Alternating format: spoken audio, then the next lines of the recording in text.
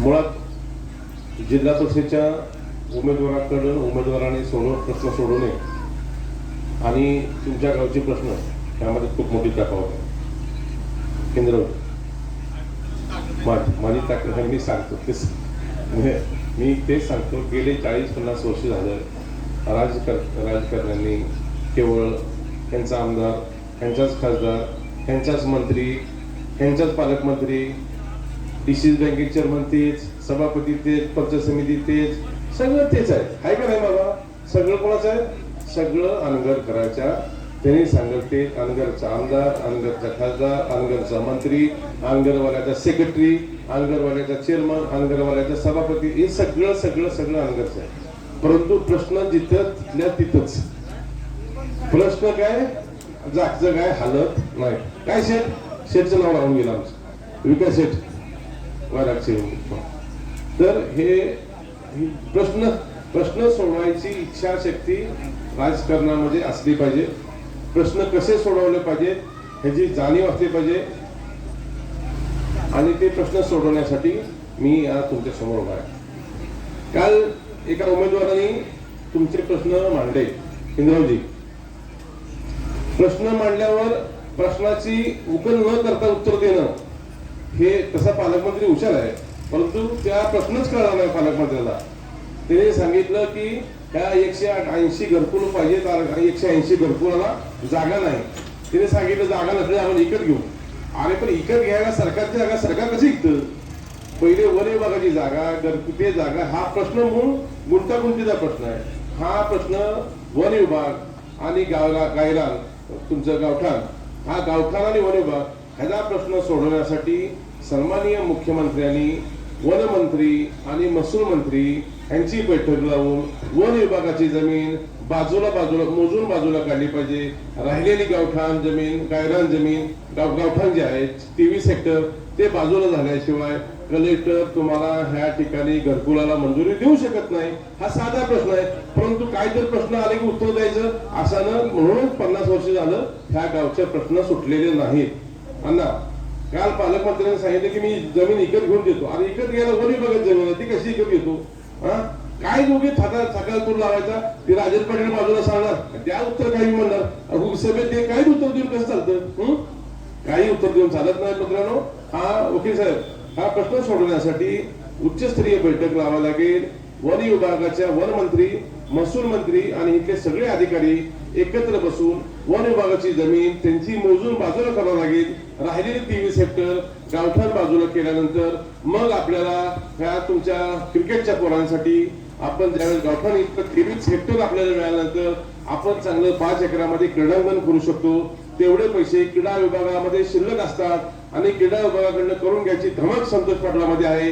नुसतं तुम्हाला ग्राउंडच नाही तर अतिशय चांगल्या पद्धतीचं स्टेडियम करून द्यायची जबाबदारी ही 23 हेक्टर पर्यंत बाजूला करू. आणि ह्या ठिकाणी जर हिथं जर तुम्ही केलं, मोहोळमध्ये सुद्धा ग्राउंड नाहीये, त्यामुळे मोहोळचे सुद्धा लोक या ठिकाणी क्रिकेटला खेळायला ग्राउंडला येतील. अशा चांगल्या पद्धतीचं आपण या ठिकाणी ग्राउंड क्रीडा विभागाकडनं आपण करू. त्यांचा चांगला निधी आपल्याला देता येईल. मित्रांनो, हा वन विभागाचा प्रश्न महसूल विभागाकडून ज्यावेळेस आपण सोडू, महसूल वन विभाग, त्यावेळेस आपल्याला ह्या ठिकाणी घरकुल करता येतील, सामाजिक उपक्रम राबवता येतील. गावचा मूळ गाव नदीच्या बाजूला आपलं गाव असल्यामुळं त्या ठिकाणी जमिनीला धर नाहीये, त्यामुळे जमीन खचणे हा प्रकार त्या ठिकाणी खूप मोठा आहे.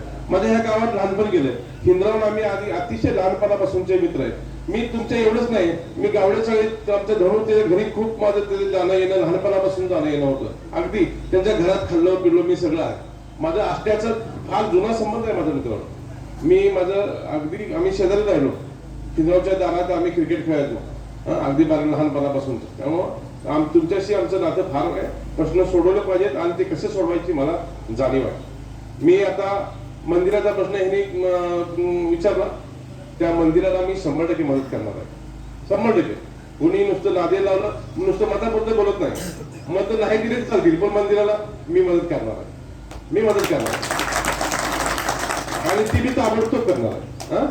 आपल्याला देवाचा आशीर्वाद, मी ते भावनिक माणूस आहे. देव म्हणले की लगेच एक देव आणि शिवाजी, तिथं माझं काही चालत नाही, एका मिनिटात होय असते. त्यामुळं ते देणं. दुसरं क्रिकेटच्या पोरांचे प्रश्न आहे, ते क्रिकेटच्या पोरांचे प्रश्न आपण सोडू. मित्रांनो, ह्या भागामध्ये हे जे प्रश्न निर्माण झाले, आज हा तुमच्या इथे आष्टीचं म्हणून बाहेर पडलो तर इथून जायला आपल्याला कोळेगाव जायचं. कोळेगावला ही रस्ता होत असताना इथले पुढारी, ह्या भागातले नेते कुठे गुरु चालायला घेऊन गेलते का? हा, कुठे गेलते? त्याला कळलं नाही ह्या ठिकाणी एक अंडरपास दिला पाहिजे. ह्या ठिकाणी अंडरपास दिला तर एक गाव नाही, आष्टी गाव नाही, आष्टी, भांबेवाडी, हिंगणी ह्या सगळ्या गावच्या लोकांचा प्रश्न आहे, एका गावचा नाही आहे. ह्या सगळ्या गावचा मी ब्लॉक करून टाकले लोक.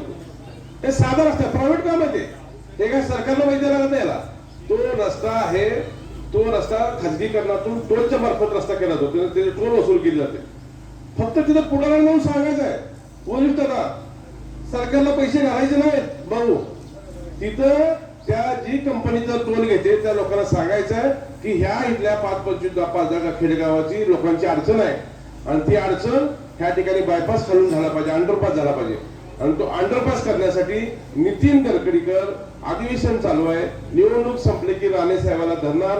ह्या लोकांनी मला मतं दिली, ती बरोबर मतं दिली ती, आणि ती अंडरपास मला करून द्या म्हणून मी राणे साहेबांना घेणार आणि नितीन गडकरीकडे जाणार आणि तो अंडरपास करून देणार. हा मी ह्या देवळात शब्द देतो. संतपणे खोटं बोलवा माणूस आहे.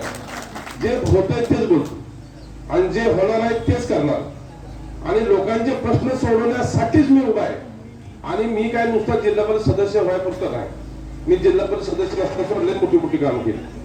मी नरखेड आता 30-40 कोटीची कामं चालू आहेत माझी. अजून 165 कोटीचा दवाखाना उभा केलाय. सगळी चांगली कामं केली ती जिल्हा परिषद सदस्य पुढची यायची. मी हा सुद्धा तुमचा वन विभागाचा प्रश्न मोठा आहे, तो प्रश्न मी सोडवणार आहे. त्याचबरोबर अंडर बायपासचा प्रश्न सोडवणार आहे. तिथल्या रस्त्याचे प्रश्न गावागावात आणि एक आपला फंडा आहे एकदम मजबूत आणि तो शेतकऱ्यांचा अधिकार आहे. काय शेतकऱ्यांचा अधिकार आहे? शेतकरी काय आमची म्हणतो का अण्णा या आमच्या तुम्हाला आम्ही मत टाकले आमच्या धारा काढायला या? अजिबात म्हणत नाही. त्यांचं मत आहे की आम्हाला चांगली लाईट द्या, आम्हाला पाणी द्या आणि आम्हाला चांगले रस्ते द्या. एवढं झाल्यावर शेतकरी स्वतःच्या पायावर उभारण्यासाठी सक्षम आहे. त्याच्यासाठी ज्या ठिकाणी 10 शेतकऱ्यांची वस्ती आहे जिथं 10 शेतकऱ्यांची वस्ती तिथं रस्ता हा ह्या धोरणावर आपल्याला पुढच्या काळामध्ये काम करावं लागेल. हळूहळू हे सगळे रस्ते ज्यावेळेस आपण पूर्ण करू त्यावेळेस या सगळ्या शेतकऱ्यांच्या जीवनामध्ये जीवनमान बदलल्याशिवाय राहणार नाही. मित्रांनो, मी सीना भगवतीचा आमच्या इथं नवीन कालवा करतो. सिन्याचं पाणी भगवतीला टाकणार आहे. सिन्याचं पाणी भगवतीला टाकून त्या ठिकाणी पाणी आम्ही इकडे येणार आहे. तुम्हाला सुद्धा नदीला चांगल्या पद्धतीचे पाणी तुम्ही ह्या ठिकाणी भविष्यामध्ये ते सिनेत भगवतीत इकडे आलं परत पाणी जास्तीचं पाणी तुम्हाला मिळेल. ते पाणी परत सिनेत भगवतीत परत सिनेलाच येणार आहे.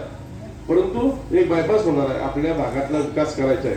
आपल्या भागाच्या विकासासाठी आपल्याला मतदान करायचं आहे. मी 40-50 वर्षाची आता तुम्ही सांगितलं इंद्रावणी ह्या सगळ्या तुमच्या लोकांची टळक तू वाकसवरीने मी सांगितलं कशा पद्धतीने महापुरामध्ये यांनी काम केलं. मागच्या 40-50 वर्षामध्ये ह्या लोकांच्या जे हाल आहेत हे हाल काय आहेत आपल्याकडं? कशासाठी हाल आहेत? तर आपल्या भागाला सक्षम नेतृत्व नाही.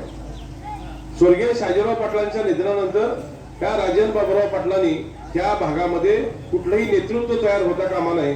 म्हणून जे नेतृत्व जोड करावी त्यांना कोण एक तर बेवडा केला नाहीतर त्यांचा केवडा केला. ह्या दोनच गोष्टी केल्या. बरोबर ना? तर ह्या धोरणानं राजेंद्र पाटलांनी आपल्या विरोधकांना कधी वरती येऊ दिलं नाही. परंतु आम्ही दोघंजण उमेश आणि मी आमच्या दोघांबरोबर आता खांद्याला खांद्या लावून चालणारा मोठा आमदार आपल्यासोबत आहे. आमदार राजू खरे, उमेश पाटील, संतोष पाटील ही तीन सुधरी जोडी ह्या भागाला कायापालट करून कायापालट केल्याशिवाय स्वस्त बसणार. काय करायचं आहे आम्हाला? काय करायचं आहे आम्हाला? तर ते तुमच्या हक्काचं काम आहे, तुमच्यासाठी जी काम आहे ती कामं केली पाहिजेत. हा अंडर बायपास हा काय मोठा विषय आहे का? नितीन गडकरी पैसे बसला लगेच करून देणार आहे तो. पण त्याला नितीन गडकरी पैसे पण द्यायचे नाही. तिने त्या कंपनीला सांगायचंय अरे ह्या लोकांची आपदा होते, तू टोल वसूल करतो ना, तू हे ते काम करून दे. हे करत असत. हे ऍक्च्युली रोडची अलाइनमेंट होती ना. रोडची अलाइनमेंट होत असताना ह्या गावच्या प्रश्न आहे, त्या प्रश्नाचा विचार त्या अलाइनमेंट होत असताना केला पाहिजे. परंतु इथल्या भागातलं नेतृत्व कमकुवत नेतृत्व नसल्यामुळं तो अलाइनमेंट त्या ठिकाणी करत असताना ती रस्त्याचा बायपास झाला नाही, अंडरपास झाला नाही. पण आता आपण अंडरपास त्या ठिकाणी करायचा हा मी या ठिकाणी तुम्हाला सांगतो. अंडरपास कर ह्या ठिकाणचा गायराचा प्रश्न सोडतो. बाकी जिल्हा परिषदचे सगळं जे काय आहे जिल्हा परिषद सगळी तुमची लक्षात घ्या. मी उमेदवार दोघं बी आहात. त्यामुळे जिल्हा परिषदला तुम्हाला एकावर एक फ्री आहे. एक सदस्य एक नाही 2 सदस्य तुम्हाला मिळणार एकावर एक फ्री. त्यामुळे तुम्ही काळजी करू नका. तुमच्या मागे आम्ही खंबीरपणे उभा आहे. फक्त एकच करा, तुम्ही उमेदवाराला लीड दिला, राजू खरं लीड दिला, चांगल्या मताधिक्यानं तुम्ही मला आणि आमच्या साहित्याला मला आणि आमच्या साहित्याला चांगल्या मताधिक्यानं तुम्ही आम्हाला मताचं दान द्या. मी शिवसेनेच्या एकनाथ शिंदे साहेबांचा आशीर्वाद घेऊन मी धनुष्यबाणाच्या चिन्हावरती व अजितदादाचं घड्याळ या चिन्हावरती आपण स्वर्गीय अजितदादाला आपल्याला श्रद्धांजली व्हायची आहे. तर प्रत्येकाने ते घड्याळ चिन्ह दाबा. आणि ह्या ठिकाणी आवर्जून सांगतो जी मशाल चिन्हावरचा उमेदवार आहे तो कमळाचा उमेदवार आहे. मशाल चिन्हाला मत टाकाल तर ते कमळाला मत जाणार आहेत. त्यामुळे विनाकारण मशाल ह्या चिन्हावरती तुम्ही भूल भत्तापाला पडू नका. आपल्याला प्रत्येक शेतकऱ्याला अजितदादाला श्रद्धांजली व्हायची आहे. अजितदादांनी केलेल्या कामाची पोचपावती आयुष्यात करण्यात यायचे. तर अजितदादाचं मरताना सुद्धा त्याची ओळख घड्याळावर होती. तेच घड्याळ आमच्या सायलीताईचं घड्याळ आहे आणि त्याच घड्याळाच्या चिन्हावरती आणि माझ्या धनुष्यबाणावरती आपण बटन दाबून आम्हाला आशीर्वाद द्यावं एवढी विनंती करतो. या ठिकाणी थांबतो. जय हिंद, जय महाराष्ट्र.